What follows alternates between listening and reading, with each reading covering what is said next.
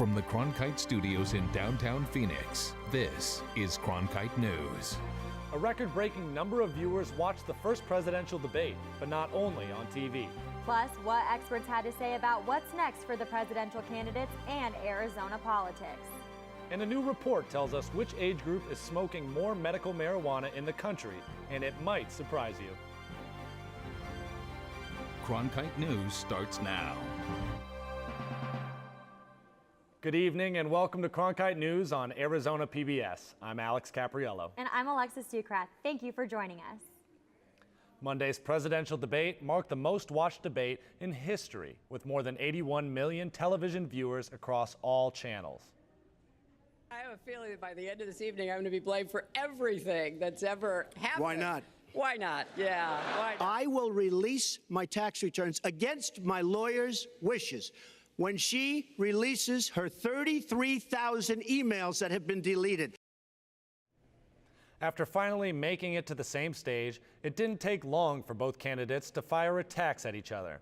Trump deflected questions about the releasing of his tax returns that has long haunted his campaign by bringing up Clinton's thousands of deleted emails, which have loomed over her campaign even longer.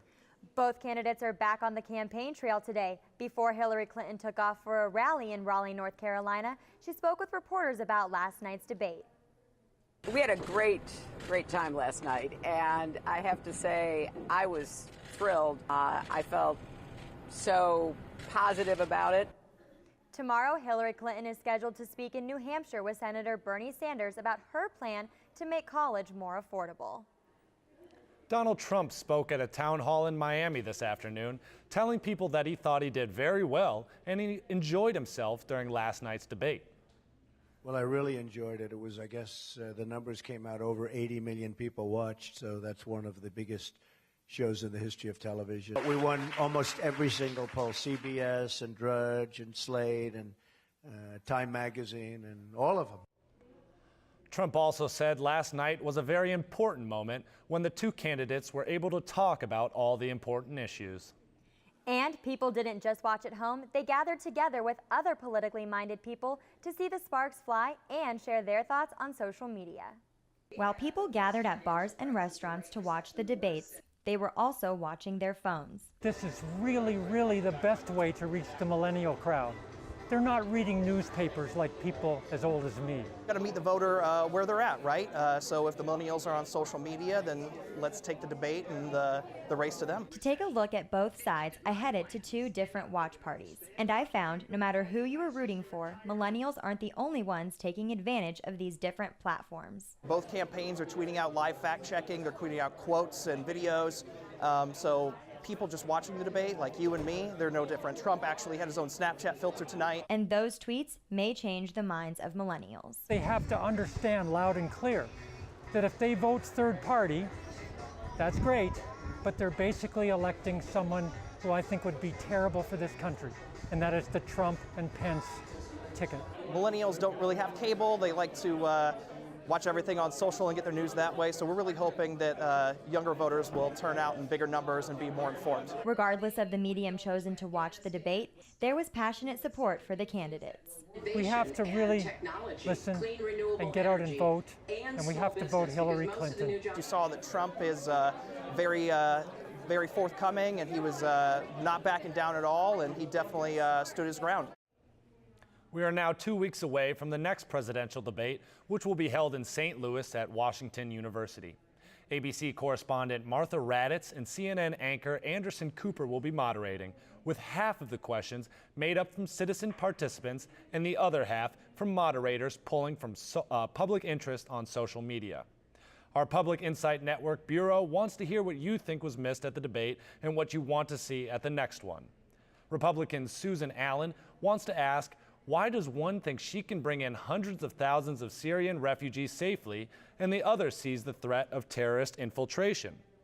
Republican Susan Wood sent us two questions. What is your plan to stimulate the economy and create jobs? And what are you going to do to prevent terrorists from striking again in our country? And Charlotte Raynor says she wants to know about plans to combat climate change and plans to move to clean energy economy and deal with dislocation from coal and oil. And our Pin Bureau wants to hear from more of you. You can find the Pin query on the next debate by going to cronkitenews.azpbs.org. On the heels of the first debate, there is a push to get people to the polls on November. Today marks voter registration day, and organizations are working to sign Arizonans up. Cronkite News reporter Yesenia Beltran attended a registration event at Central High School in Phoenix, where volunteers are trying to reach out to young voters. Students gathered in the Central High School gym to celebrate National Voter Registration Day. People coming out of their classrooms, assuming out of their homes as well, coming learn, register how to vote, learn how to register to vote, and voting, hopefully. The Phoenix Union High School District is the largest high school district in the nation, hosting a voter registration event. Volunteers encouraged eligible students at 15 campuses to register to vote. Among those urging young people to vote, actor and director Edward James Olmos. We're making them aware of the fact that they have a voice and that you'd use it. And now that they're turning 18 or are 18, they can use that voice, and that's really, really powerful. One Arizona, a nonpartisan organization, is partnering with the district to register the 2,200 students who will be eligible to vote. Anyone who turns 18 by November 8th, Election Day, can cast a ballot. In Phoenix, Yesenia Beltran, Cronkite News. The last day for Arizonans to register to vote is October 10th. Go to servicearizona.com to register. Governor Doug Ducey is now using the Arizonans for Strong Leadership Committee to maintain a Republican majority in the state Senate. The committee was formed earlier this year by Ducey and his allies to promote the public pension reform measure, Prop 124. The group is focused on 3 state Senate elections: District 8, southeast of the Valley, including Globe and Casa Grande, District 18 in Ahwatukee, and District 28 in Paradise Valley. On Capitol Hill today, the Senate blocked a spending bill that would keep the government open past Friday's deadline. The bill would fund the fight against the Zika virus. Most Democrats and at least 10 Republicans voted against the bill, demanding money for Flint, Michigan's water crisis. Republican leaders say they will address the Flint issue after the election in a separate water bill. The bill would also send a relief package to Louisiana for flood damage that occurred last month. In Arizona, Prop 205 would regulate marijuana like alcohol. But a new CDC report shows that people are already using medical marijuana frequently. Coming up on Cronkite News, who the report finds is using medical marijuana the most might surprise you. Plus, why the Mexican quinceañera tradition is getting increasingly expensive and extravagant. I think I finally found my hallelujah.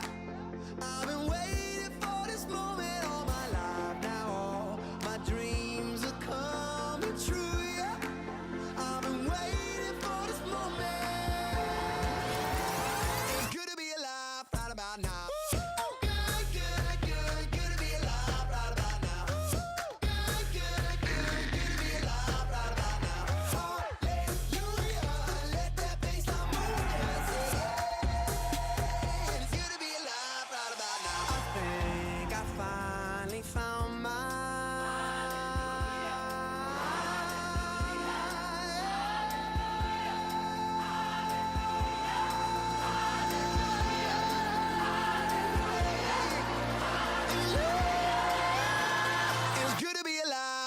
Now. Tickets are now available for the annual Walter Cronkite Award for Excellence in Journalism Luncheon, held Monday, November 21st at the Sheraton Grand Phoenix. Join media industry and community leaders in honoring this year's recipient, award-winning journalist and CBS Evening News anchor Scott Pelley. The annual Walter Cronkite Award for Excellence in Journalism Luncheon. cronkite.asu.edu/luncheon. This may come as a surprise to some, but a recent study by the Centers for Disease Control and Prevention says middle-aged parents are more likely to smoke marijuana than their teenage children. Cronkite News reporter Danielle Kernkamp paid a visit to a local dispensary to find out why. The most recent data shows that marijuana use in teens has declined significantly to around 7% since 2002. That's compared to the usage in adults under 55, which has surged. Being in the Marine Corps, being a combat veteran, I lost 20 friends in Afghanistan. Victor Contreras has been out of the war since 2010. Since then, he's struggled every day with PTSD. Just a horrible thing. I mean, there's really just no end to it. Post-traumatic stress disorder affects 11 to 30% of veterans. Gina Berman, the medical director of Giving Tree Wellness Center in Phoenix, says medical marijuana can help. It's been very helpful for patients, especially going through chemotherapy or have had a traumatic event in their life, that it's now an option for them. According to the Arizona Department of Health Services, there are nearly 100,000 qualifying patients in the state. Less than 1% of these patients are under 18. Victor falls in the 18 to 30 category, which makes up 24%. The managing director of the dispensary, Lila Power, says she talks to moms in an effort to get rid of the stigma surrounding cannabis. They have pain and they haven't been functioning, or they want to relax at night and breathe, or they want that energy kick. And people use it for so many different things, and it's been amazing. And when it comes to Victor's 4-year-old son, I really don't hide it from my son at all. If he asks questions, I tell him exactly what it is. If once he gets older, if he's of age, then he can do it. chronic pain is the leading medical condition with Arizona cardholders at 81%. The second largest is post-traumatic stress disorder with 1%. In the broadcast center, Danielle Kernkamp, Cronkite News. Lawmakers almost always expect a fight when the subject of abortion comes up. But some lawmakers in Washington are worried that their bill will be allowed to die without a fight. Reporter Sabella Scalise is in Washington, where pro-life groups today called for action on a bill by Arizona Representative Trent Franks. The momentum seems strong for the Born Alive Protection Act, but a year later after passing the House, it still has not passed the Senate. And now, the pressure is on for a vote. So let us pray. Emotions were high at the Capitol as supporters demanded a Senate vote on Representative Trent Franks' bill that would extend legal protection to an infant born after a failed abortion. So I call upon the U.S. Senate to vote on the Born Alive Abortion Survivors Protection Act. It's especially important given the notion that we are now at the dawn of a new election and a new direction for this country.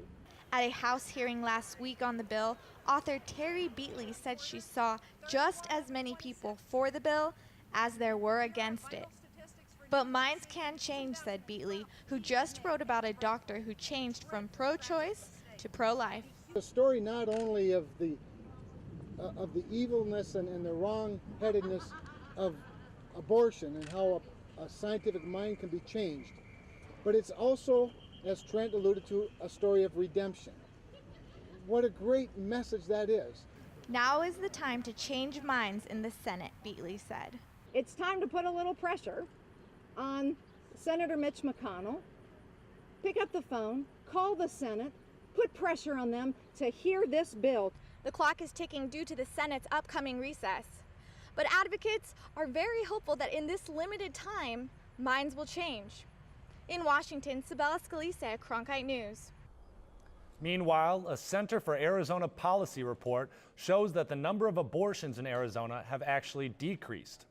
The Arizona Department of Health Services reported a total of 12,655 abortions in 2015. That is 245 fewer abortions since 2014. There is a continuing downward trend since the high of 14,401 abortions in 2011. The Arizona Hispanic Chamber of Commerce released their annual Datos report. And Latino influence in politics and market trends is growing. Coming up on Cronkite News, what their economy would look like if Hispanics in the U.S. were their own nation. We're seeing partly cloudy skies across the valley this afternoon, but we have some more chances of rain as we go through the week. Coming up, I'll tell you if those rain chances continue through the weekend. 5 terms in the Senate, 3 terms in the House, 2 figureheads of Arizona politics, 1 debate before Election Day. Arizona PBS and the Arizona Republic bring you the 2016 U.S. Senate debate for the state of Arizona. Republican Senator John McCain and Democratic Representative Ann Kirkpatrick face to face on the future of our state, our nation, our world. McCain versus Kirkpatrick, the 2016 U.S. Senate debate for the state of Arizona, Monday, October 10th at 7 p.m. here on Arizona PBS. 1, 2, 3, 4, 5, 4, 2. I'm always searching to feel like I fit into something. We are the people that we are because of our past. It's complicated. They said we never make it this far. But I'm just one of many who stopped being silent. they said the fight would break us. The struggle helped to make who we are. It's just proof of how far we have come. Make sure in all the hustle and bustle, we don't lose sight of why we're here. It all boils down to communicating the lives we live. If you look closely, they've got a story to tell. It connects with you in a very deep way. We wish you love, peace, and soul. Come with us on this great adventure.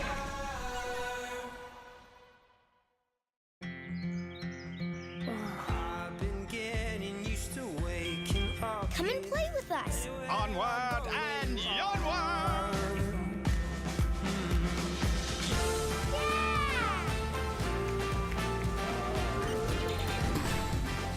Good ideas open up a whole new world of possibilities. The more you know about history, the more you know about yourself. The sky is the limit. Where I go, there you are.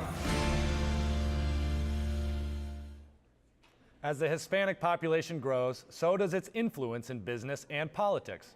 Cronkite News reporter Zach Moran attended the Arizona Hispanic Chamber of Commerce Conference this morning, highlighting the growing role of Latinos in Arizona.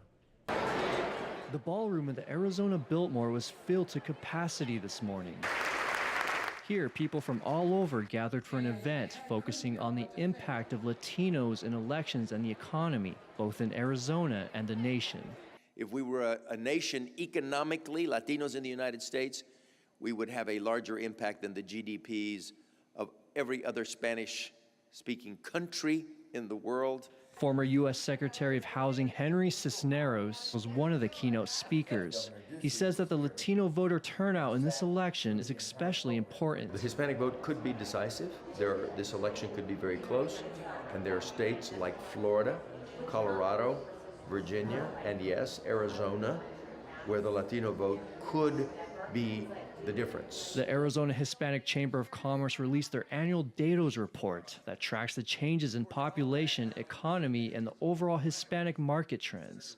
The report says that there are more than 600,000 registered Latino voters in Arizona, and more than 13 million Latinos nationwide are expected to vote in November. It's not enough to just register. We need to vote. We need to mobilize that vote any way that we can. And I know that's tough this year. But Secretary Cisneros says the Latino influence goes beyond this election and is just as important as areas like climate change and even national security. But right there, with those big, unquestionable changes, trends, powerful shaping dynamics, is Latino growth. In Phoenix, Zach Moran, Cronkite News. The Datos report also found that more than 300,000 Latinos statewide are eligible but not registered to vote. A growing number of Arizona businesses are benefiting from a Latino tradition.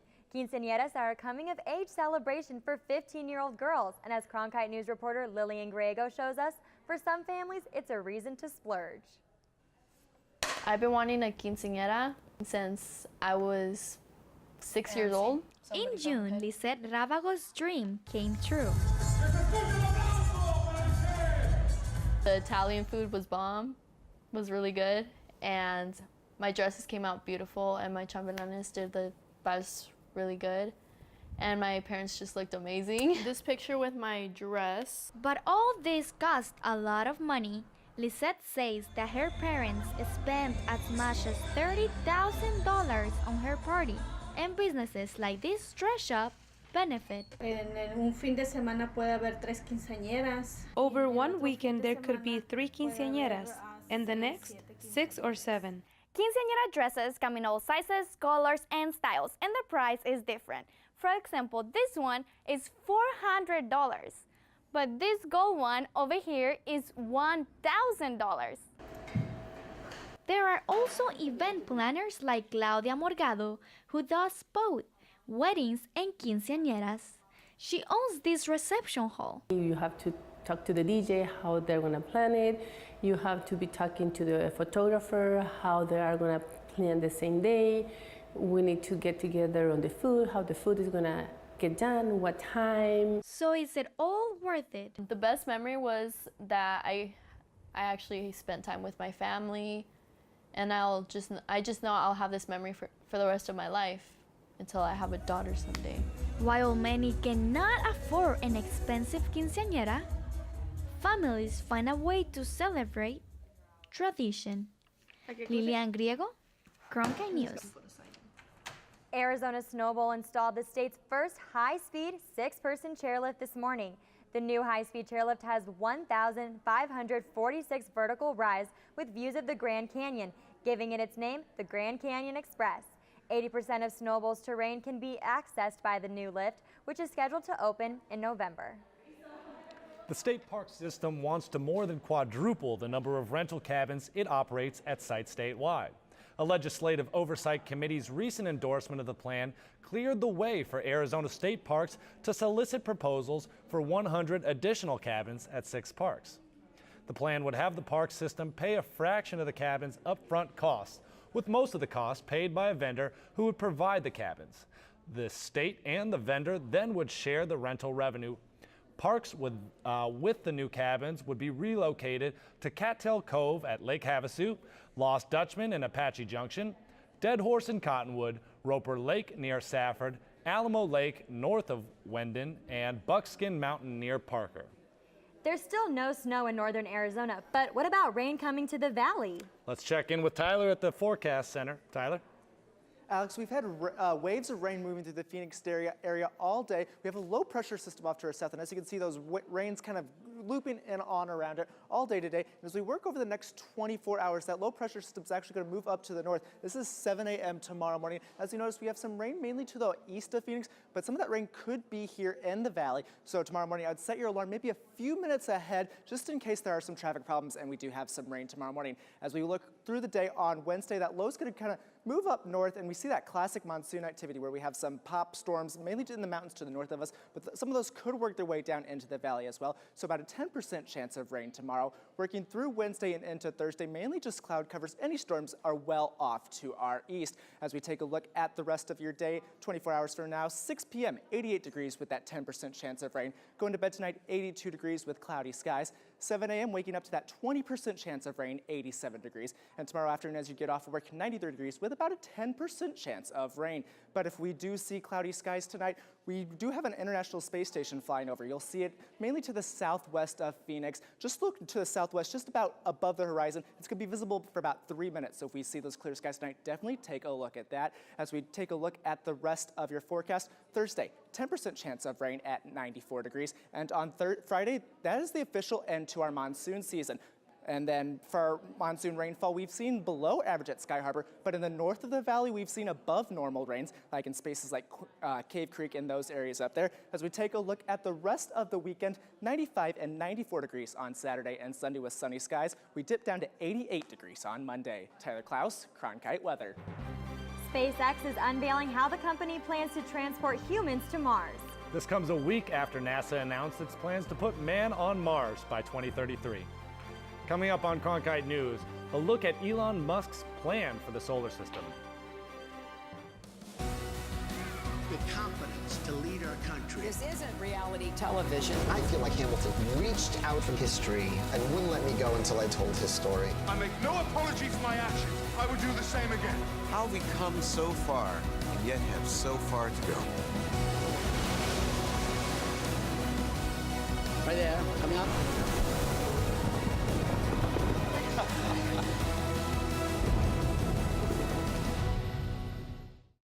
In 1920s Melbourne, Careful with the hand luggage. My pistol's in there somewhere and it may still be loaded. Phryne Fisher is a detective. Things could get interesting around here. Thought they already were. Who isn't afraid to live a little. I hope you're not concealing a dangerous weapon under that skirt. I'm concealing a lot of things. Why do you think you could just run off on your own? Because I'm carrying a gun.